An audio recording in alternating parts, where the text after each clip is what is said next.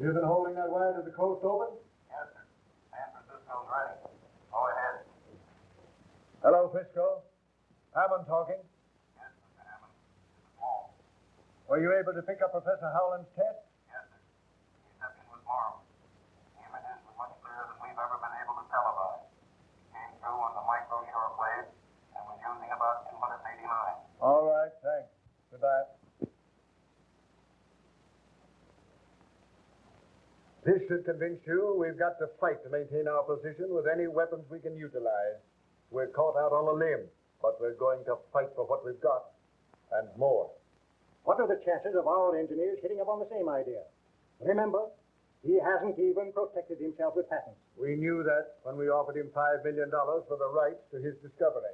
This latest invention of Howland's is what we've all been afraid of. We're coming out on top, but we may have to prescribe a drastic cure for...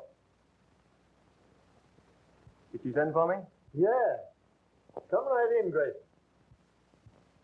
Gentlemen, good afternoon. How do you do? Cigar? Thanks. You realize it's possible for a man of experience with brains and ambition to go far in this business? Well, I've got the ambition. We've got to be ready for any eventuality, one jump ahead of the other. We picked you for a definite job. It's worth almost anything to this company that you make it worth. You can be valuable, a supremely valuable man. And valuable men receive their just rewards on earth, not in... Certainly. From now on, you become a sort of employee at large. Understand? Yes, perfectly. You're interested in getting... The less we know of the details of what you're doing, the better. We want results. 2 old-fashioned cocktail, darling, please. And 1 dry martini for Dr. Schofield. And be sure it's very, very dry. Hello, Schofield. Hello. Oh, I'm sorry I missed you yesterday. We docked last Saturday, but I had to run on to Washington for a few days. Are you going to be here long this time? I'm sailing again on the 20th. Another criminal case? No. There's a conference of brain specialists being held in Berlin, and they've invited me to address them.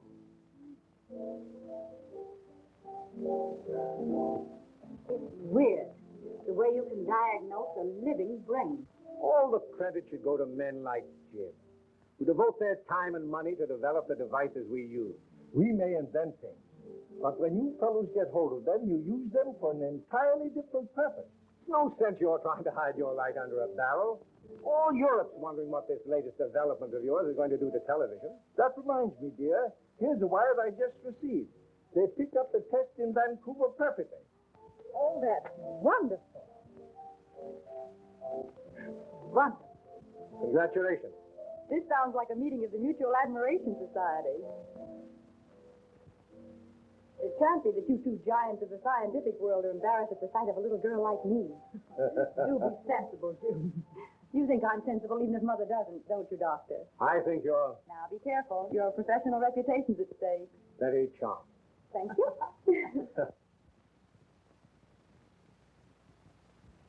But Howland must realize that when he begins televising a regular schedule, he's liable to run into difficulties. In what way, sir? He may not be so fortunate in securing men like yourself when he increases his operating staff. I don't think there will be any difficulty. You'll admit there is always the possibility of an employee becoming disgruntled over some fancied injustice. Dissatisfaction always leads to temptation. There's always purchasers for valuable secrets.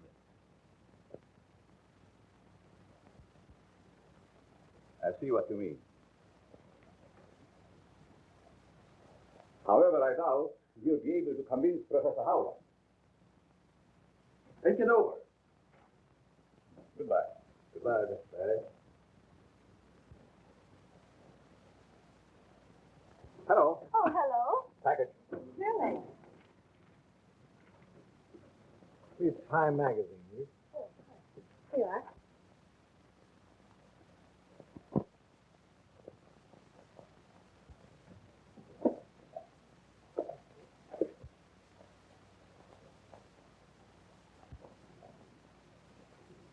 Yes, sir.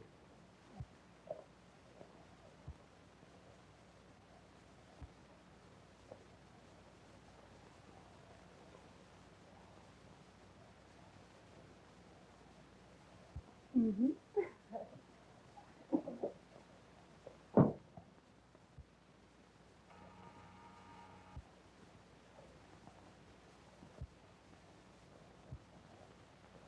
Mr. Perry is back and wishes to see you. Have him come right in. Yes, Mr. George.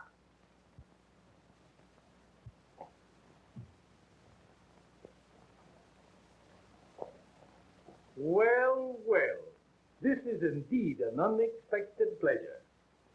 Now,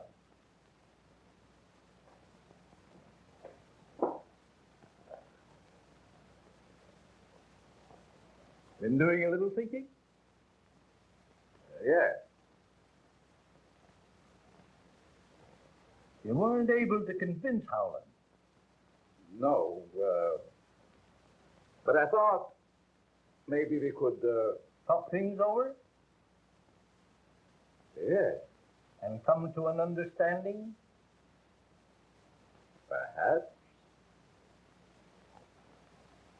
Would $100,000 be any inducement?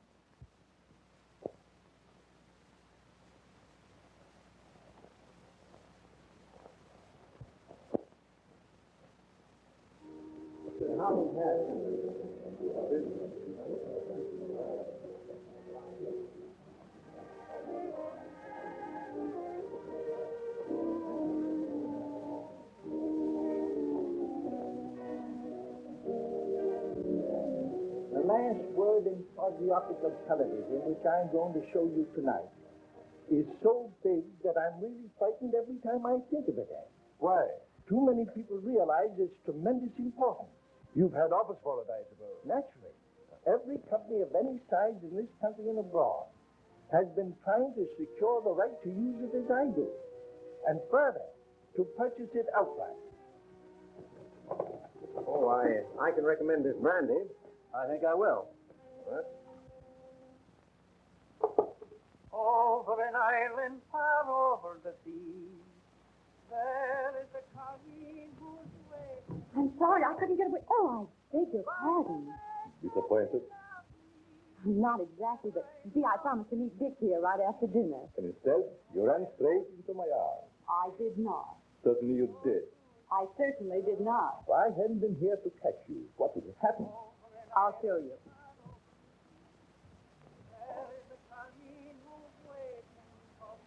I would have been strolling sedately along, admiring the beautiful view and the wonderful moon. It is nice out here tonight, isn't it? Lovely. Over an island far over the sea, there is a colleen whose way Here I am, Dick, over here. Oh. by the lake of Galilee, that I love. I came out for a breath of air, and June Now, almost... don't go telling tales out of school. Well, she did seem a little jumpy when she saw me. Are you nervous, dear? Not exactly. But I have kind of a funny feeling here. My heart doesn't want to stay where it belongs. It keeps going flippity-flop. I guess the excitement was too much for you. Well, we still have time for a short walk. Terry, will you join us? I'd like to. But there are still a few things I have to do before we go on the air. Some other time, perhaps.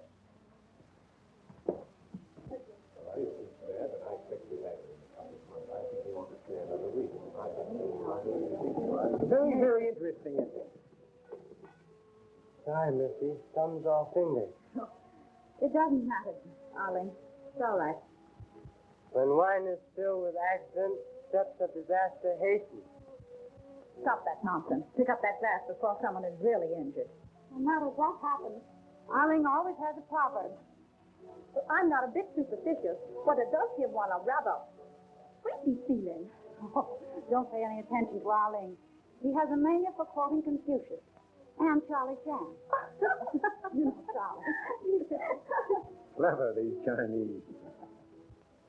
No way for me, by the lake of Galilee, that I love so dear.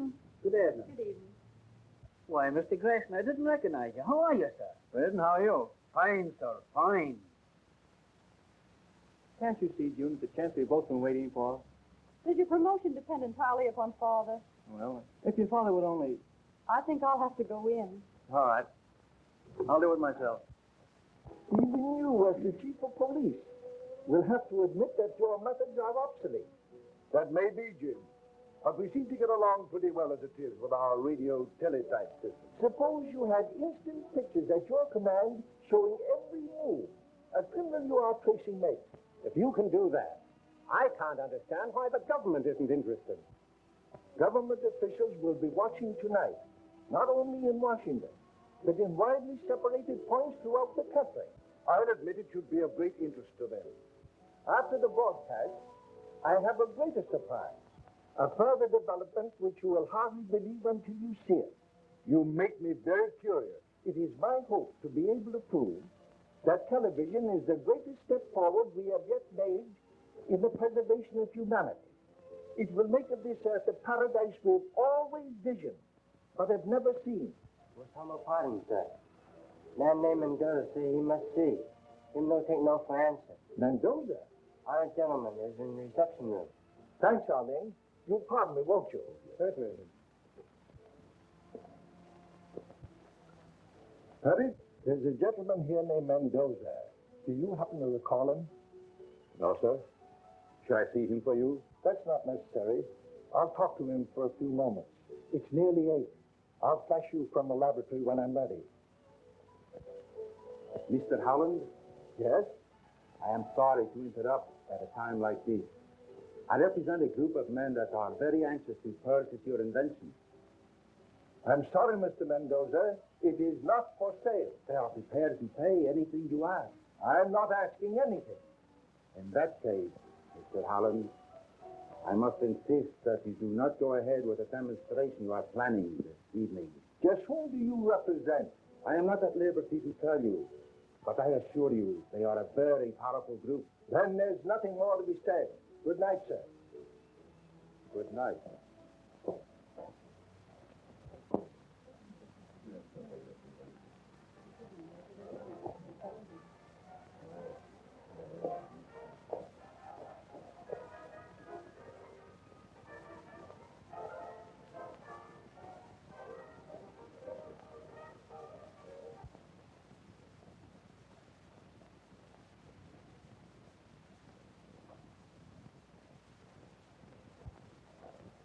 This is James Howland, owner of experimental station ZY3, located at White Plains, New York, televising on a sight channel of 3/4 meter. We are attempting to reach the entire United States direct without the use of relays. Our first presentation this evening will be I Had the Right Idea by Miss Florence, accompanied on the piano by my daughter, Miss June Howland.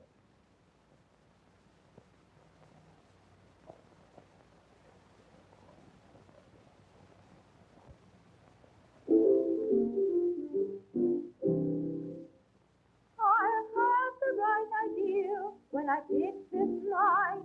The moonlight is perfect, the stars in the sky seem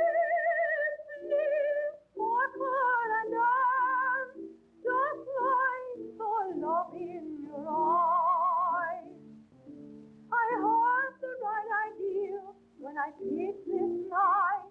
The air feels as though it is filled with the glow. Desire and romance, I'm in a heavenly trance. Your lips entice me, and my arms fit nicely around you. I'm heading for bliss when words and feeling are spoken, beneath the contemplation of our very first kiss.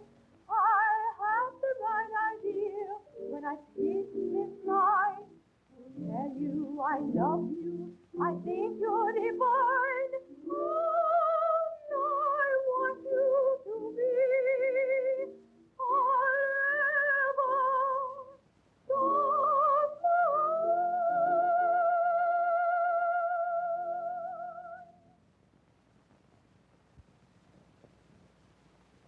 The few of us who are fortunate enough to have television sets have used them merely as a novelty. When we had nothing else to do, we tuned in on whatever program we were able to pick up. Due to the almost insurmountable obstacles encountered in the frequencies required and high-fidelity pictures, our transmissions were limited. But these obstacles, I am happy to say, have been overcome. This in itself was a scientific triumph, but still I was not satisfied. I felt that television should be something more than just another form of amusement. Therefore, I continued my experiments. I'm now going to show you the latest developments which deal with the transmission of television in the quasi-optical region. It is now 1:15 in Paris.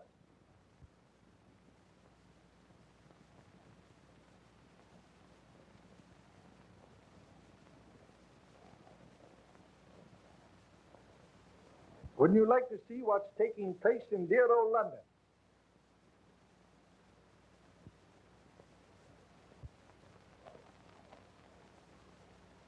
London still has its fog. The fog in London is a little too much for us. Let us try the other side of the world. There's a spot that's very fascinating.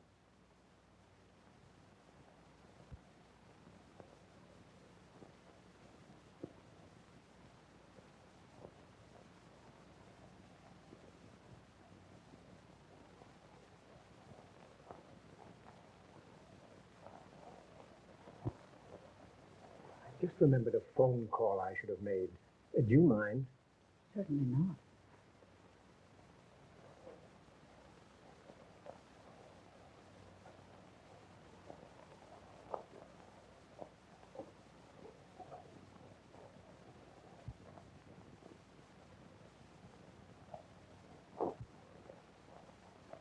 Africa is a very interesting place about which we know very little. The natives of Africa years ago were indirectly the cause of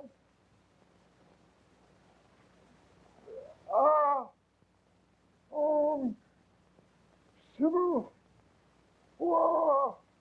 Turn on the lights, Perry. Somebody turn on the lights. Turn on them lights. What's the matter? What happened? I don't know. Mr. Howland has probably fainted from overexcitement. Oh, but... Everyone, please remain here. It's all right, dear. Say, there's something happened at the Howland residence. Yeah, we're covering it right away. Hello. Kitty Anderson's desk. Get me the Howland residence. Quick. No. Me no understand what happened. Hello? What? No, me no can say.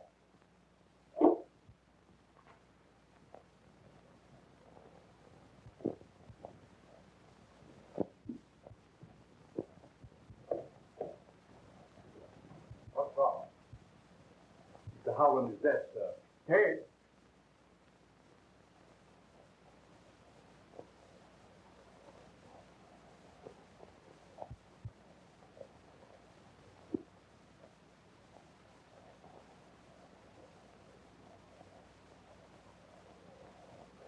When did you leave the drawing room?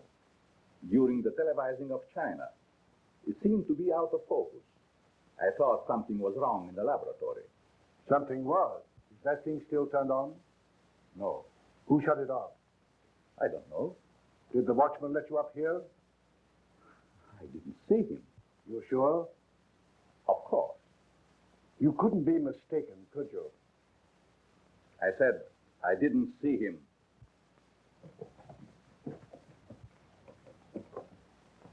It would be better if you didn't. Oh, Mother.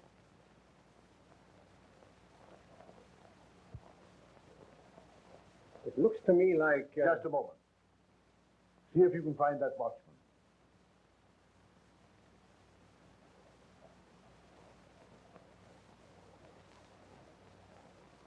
Now, Doctor.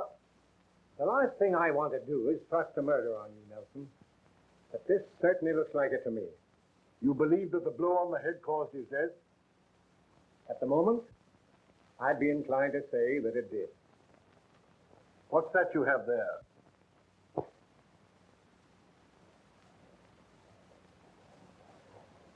Some papers that were on the floor. Is there anything missing? A special cue.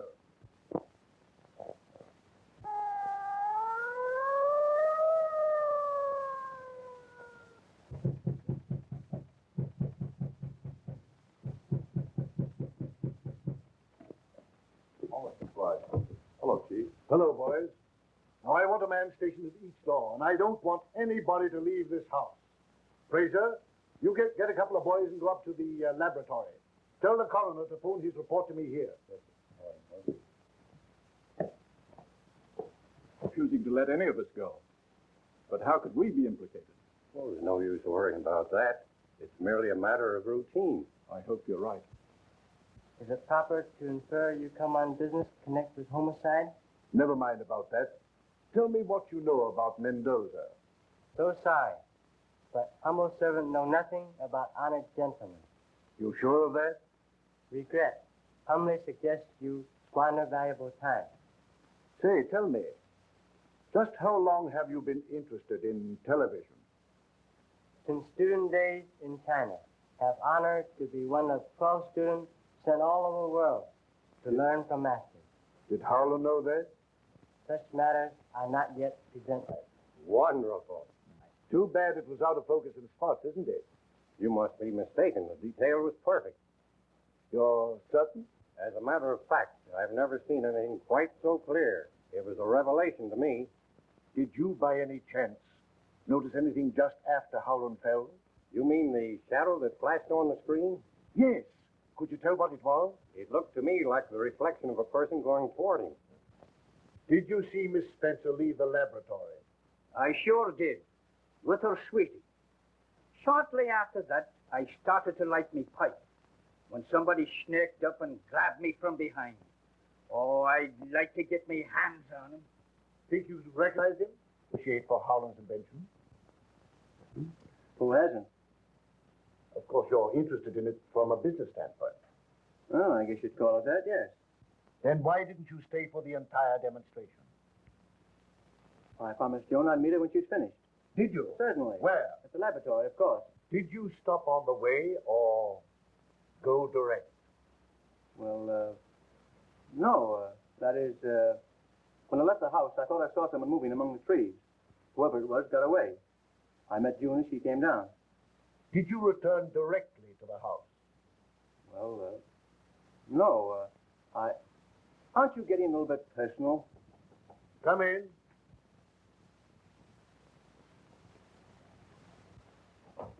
Did you all want to see me, Mr. Chief? Yes. All right, Grayson, I'll want to talk to you a little later. There's nothing to be nervous about, Isabella. That's what you think, sir. But you ain't been listening to Chinese death and disassemble since Mr. Howland died. All this excitement ain't too much for my heart. That's what I want to talk to you about. My heart? No, I didn't have nothing to do with it, honest, I didn't. I'm sure you didn't. But did you see anybody come through the kitchen earlier tonight? I didn't see a soul. Were you there all the time? No, sir, I wasn't. Where were you? I was peeping in at the pictures. Well, if anybody went through the kitchen, you'd have seen them, wouldn't you? No, sir, I wouldn't. Why not? I wasn't there all the time. If you weren't in the kitchen and you weren't in the drawing room, for goodness sake, where were you? I was. Where were you? Oh, Mr. Chief, please.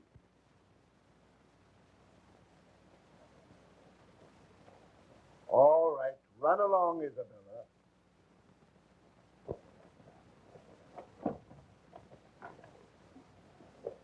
Is my face red?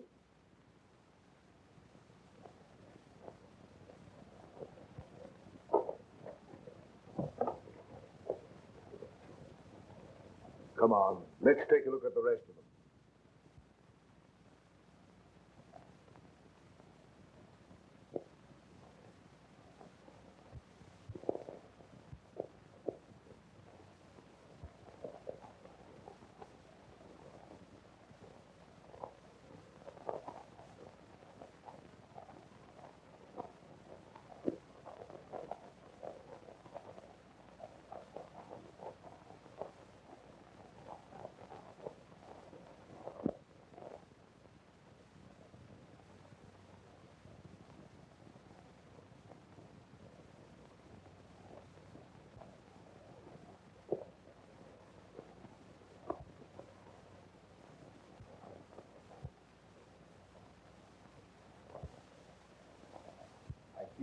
center of attraction.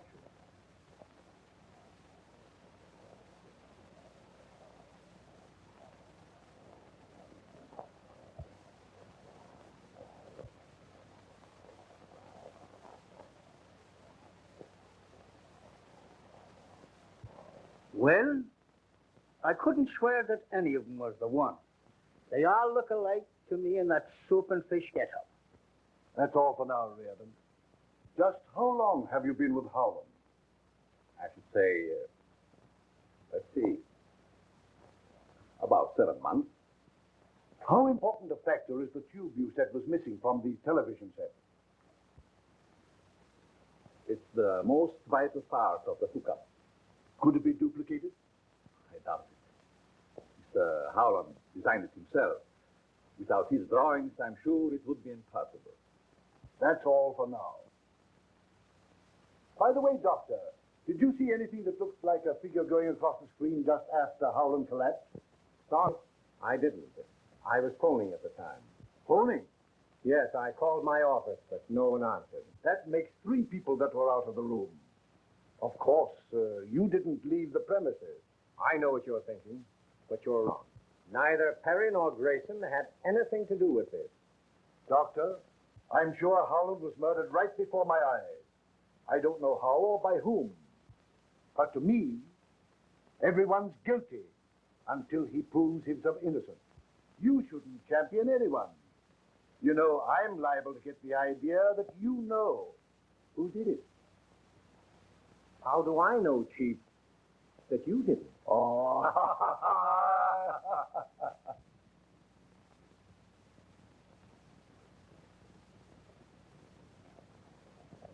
Oh, Lordy.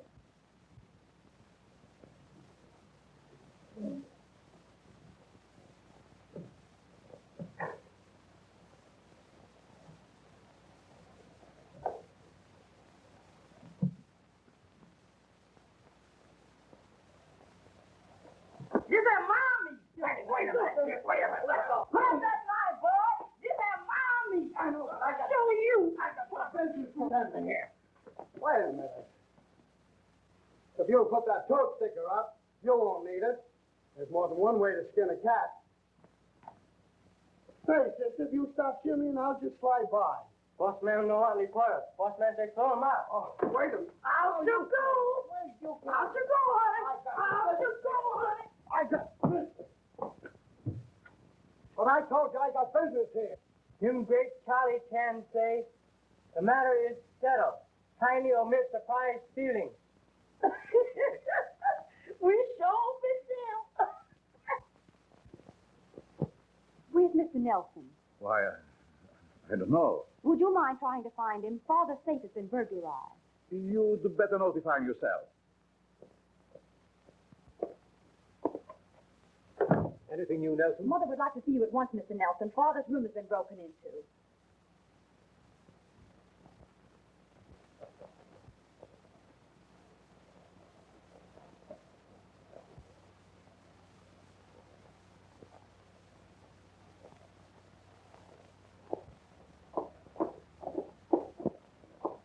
Everything's just as I found it. I haven't touched a thing. Would you know if anything has been taken? I'm sure I can help you, Mr. Nelson. I'm familiar with most of Father's things. They only wanted to rob my husband. Why did they have to kill him? It is very evident that someone in this room removed those prints from Mr. Howland's safe.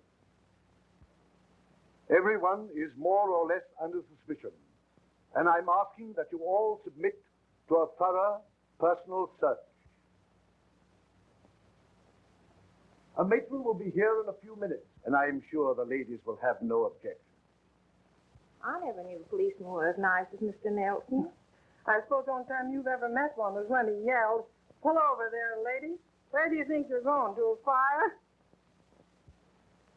Nobody is to leave this house until those papers are found. I'd advise you, gentlemen, to submit it. Because if you don't, I'll hold every one of you for the next 72 hours. And I assure you they won't be the most pleasant hours you've ever spent. Well, I have no objection.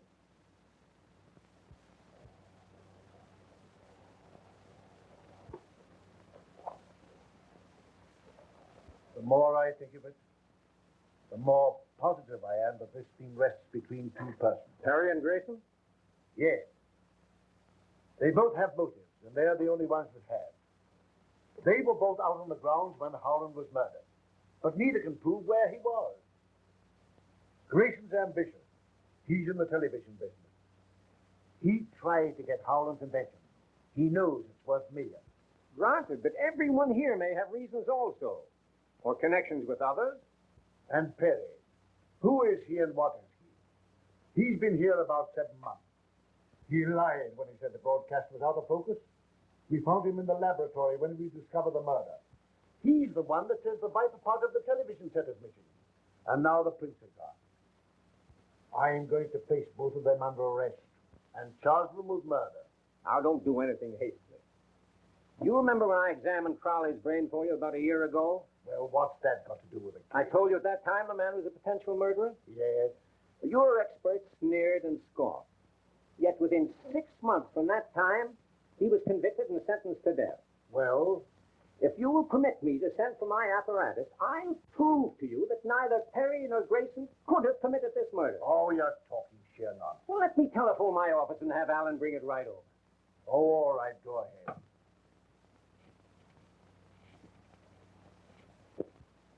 To notice, the nerve centers are invested by 3 membranes, which lie between them and the bones that form the walls of the cranial cavity and spinal cord. Yes? If part of the skull were resting on the medulla oblongata, it would materially diminish the faculties of perception. Does that indicate a criminal tendency? Undoubtedly. Alan, it won't be necessary for you to go back to the office tonight. Thanks, Doctor. I forgot to mention it before. There was a call for you over your private wire about 8:30. Oh, that's all right. It couldn't have been anything of importance. Thanks, Perry.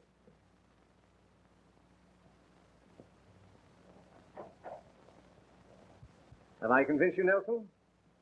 Well, I don't know. Perhaps you have. Then you agree with me that neither of these men are guilty.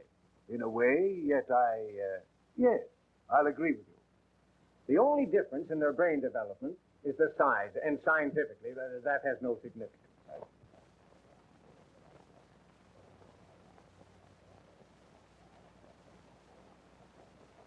Pauline, scotch and soda.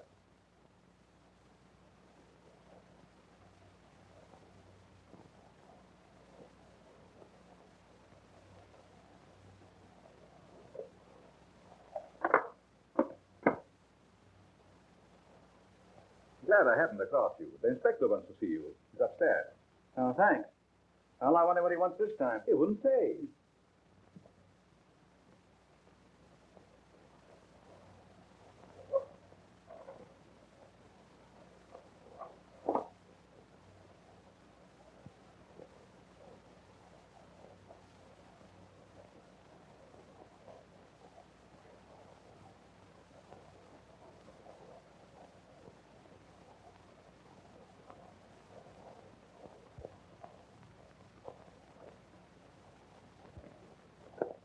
Inspector, you sent for me?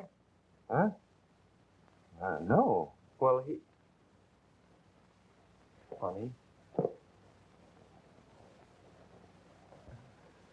We're getting a little close in here.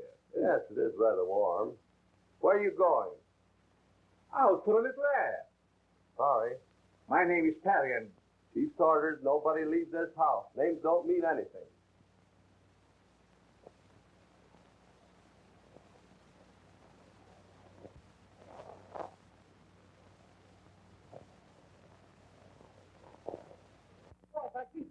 I got business here, and I don't want to be roughed up like this. I tell you, I wouldn't come into a house. I told you I got business. I keep telling you I got business here. Can't you understand? That guy, I don't know how he gets in, but he's given us a lot of trouble.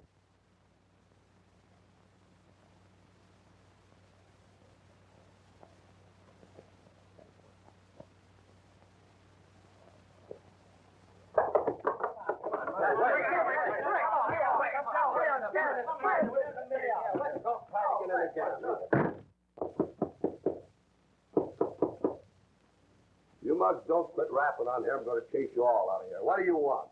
My name's Jordan. Chief Nelson sent for me. Okay, that's right. Go ahead. That's right, Coroner. Call me here as soon as you made an examination. Okay. I'm Jordan. Don Jordan. Of the International Television Corporation? Yes. You seem to be very concerned about Howland's death. I was watching his broadcast. When he collapsed, I telephoned here but couldn't get any information. So I telephoned headquarters. Well? I want to know if he died from natural causes or if he was... Murdered? Yes. And if he was? I think I know who did it. Suppose you tell me he was murdered. Howland had an invention which we were all more or less interested in, and... Never mind the preliminaries. Get to the point. Well, it's rather difficult, but I'll try. A certain party came to me. Who was it? A man by the name of... Who? Perry. Go ahead. What else? During our conversation, I made him an offer of a substantial sum if he would use his, that is, his influence with Howland in our behalf. What do you mean by a substantial sum? $100,000. As a bribe? Absolutely not. The money was offered as a gesture of goodwill. If we had someone on the inside, we stood a better chance than the others. We'll see what Perry has to say about this.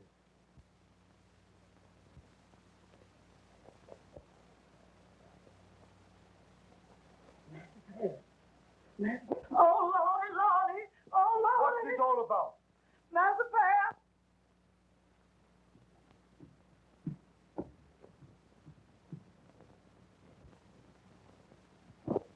He's the man who came to my office.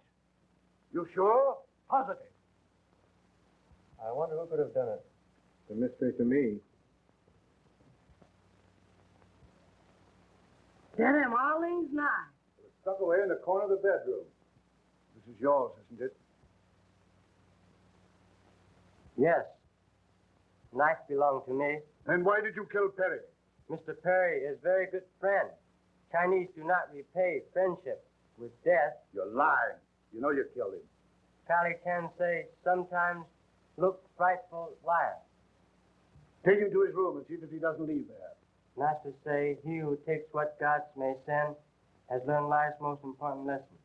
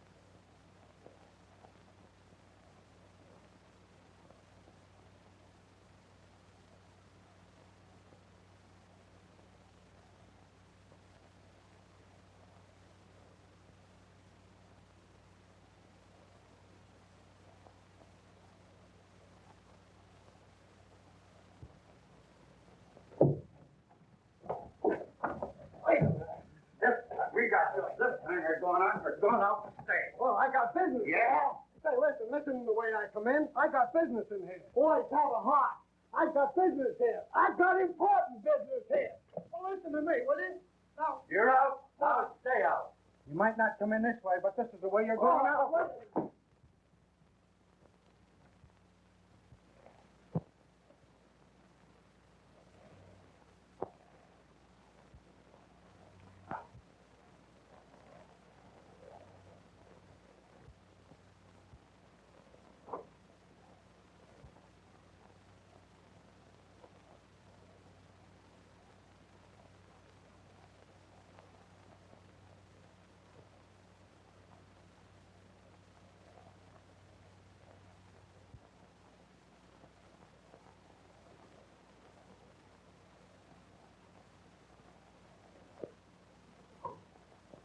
No, thank you. Mr. Nelson, I know it sounds perfectly silly, but I just saw Perry. Why? That's impossible. Now, dear, you're naturally upset and nervous. That doesn't alter the fact that I saw him. Don't you think you'd better take something to quiet your nerves? June, where'd you see him? In the upper hallway. Oh, Lordy, Lordy, I done seen a ghost. Oh, I done seen a ghost. I know I seen a ghost. Oh, Lordy, Lordy, I know I seen a ghost. I know I saw a ghost. Oh, Lordy, damn that ghost again. Did that ever come alive? Mister, don't let him touch me. Be sensible, Isabella. He's not a ghost. What does this mean, Perry? I'm sorry, Chief, that I wasn't able to take you into my confidence before.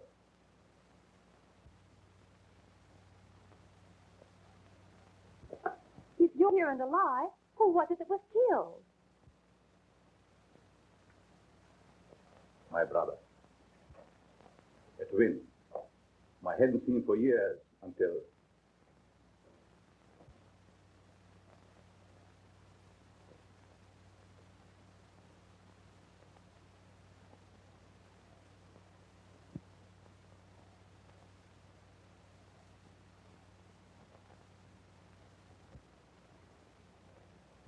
Damn, all things not. It's tucked away in the corner of the bedroom. This is yours, isn't it? Yes, knife belonged to me. Then why did you kill Perry? Mr. Perry is a very good friend. Chinese do not repay friendship with death. You're lying. You know you killed him. And being at a loss to know how he was mixed up in the affair, I refrained from making his identity known until I was able to make a further investigation. Perhaps I can clear that up for you. This afternoon, your brother represented himself as you to Jordan of the Radio Television Company. Represented himself as me? Yes. And do you know what took place between them? He was offered a substantial sum to secure the drawings of Howland's process. That explains it. Explains what? Posing as me, it was very simple for him to gain admittance here and have access to every part of the house. And he must have stolen the print. Yes.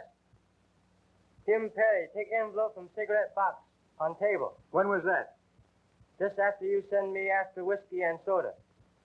Then it must have been your brother who sent me on the wild goose chase after the inspector. When? Just before he was found dead. There were no papers found on the body.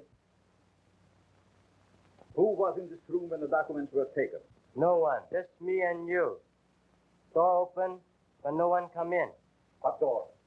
That door. Were you still in the study at that time, Chief? I believe I was. You are with you? Now, let me see. That was just before Jordan came in. Undoubtedly. This is what took place. Thanks. I wonder what he wants now. He wouldn't say.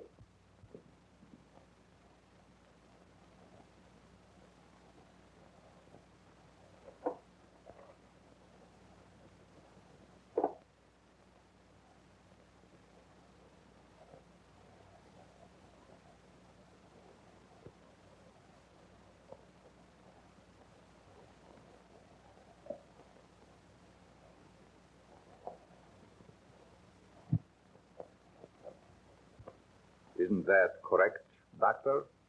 Yes, sir. I did see you, or rather, as you say, your brother take the papers. Earlier tonight, in view of thousands, Mr. Howland was killed by his own invention. His killing was not accidental. It was a deliberately conceived, cold-blooded execution, cleverly maneuvered so as to give the murderer a perfect alibi. Little did Professor Howland realize the surprise he promised you would aid in discovering his murderer. Tonight, a permanent record of everything televised was made on film. Now you're going to see part of that record. Many of you, no doubt, have seen or heard the radio demonstration of starting an automobile motor by voice vibrations. this is not a difficult thing to do. In this instance, the murderer used sound instead of voice. At exactly 8:29, Dr. Schofield made a telephone call from this house to his office.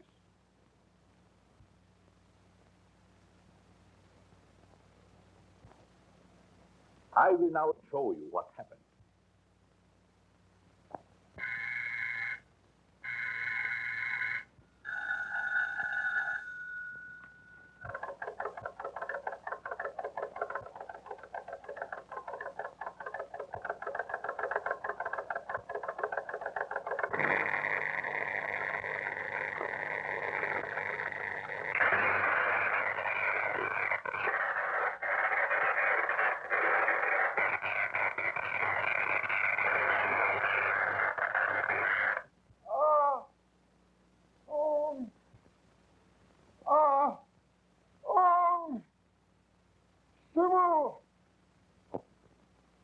The light that you just saw envelop Professor Howland caused his death.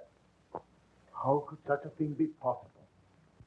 Dr. Schofield's equipment, which you have just seen, radiated waves direct to Professor Howland's laboratory.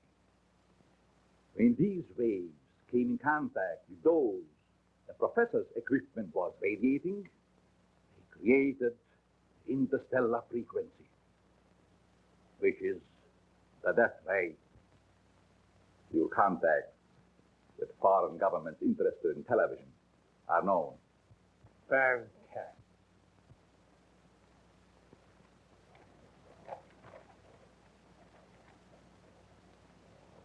Do you recognize this?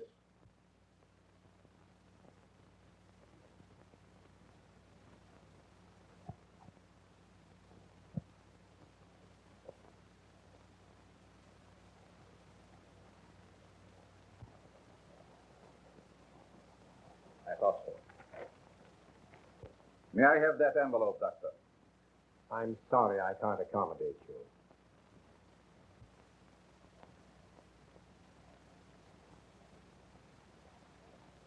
And I object to strong-armed methods.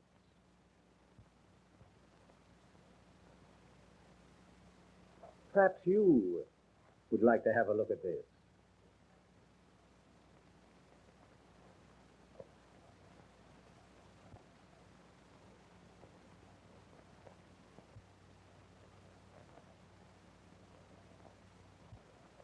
There doesn't seem to be anything in this. Aren't you carrying things with rather a high hand? Not at all.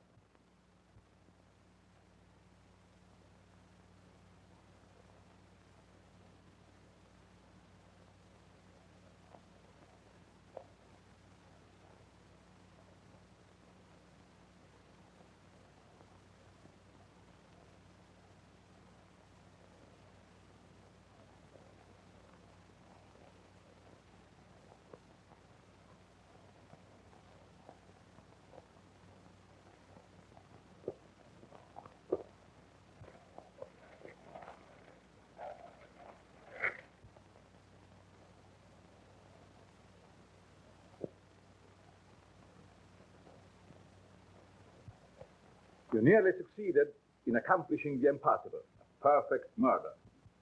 But in your eagerness to prove that neither Grayson nor I could have killed Mr. Howland, you telephoned your office forgetting that just previously you had said there was no one there. Perhaps it was another number that I called and didn't care to mention it. Trying to be evasive, Doctor, won't help. Because your assistant let slip that your private phone rang about the same time when Howland was killed. That led me to investigate. When you saw the very thing in another's possession for which you had committed murder, you took a dagger from Arlene's room and followed my brother. You killed him, believing the suspicion the knife would cast on the houseboy would let you get away without any difficulty.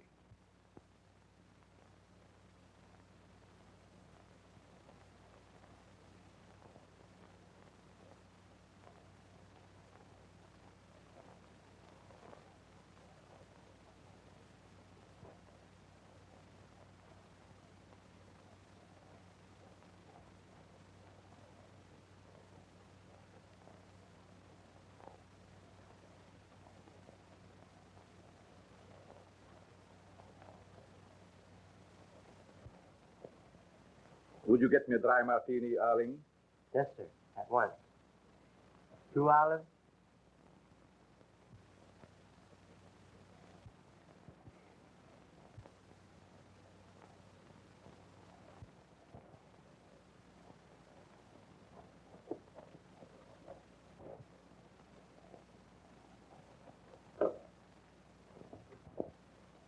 As Arling would say, even though the eyes may see, the mind will not believe.